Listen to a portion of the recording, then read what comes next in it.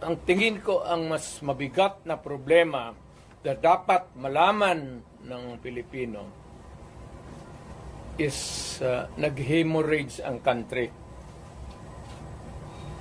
Pati yung PhilHealth nga na hindi sa gobyerno, contribution natin yan kasi kung magpa-ospital ka, noon yung may pambayad ka, depende sa ano mo, category yung rates mo.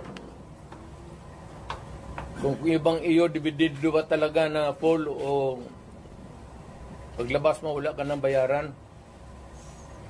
Yun ang ano noon, yung 16 billion na nilipat nila.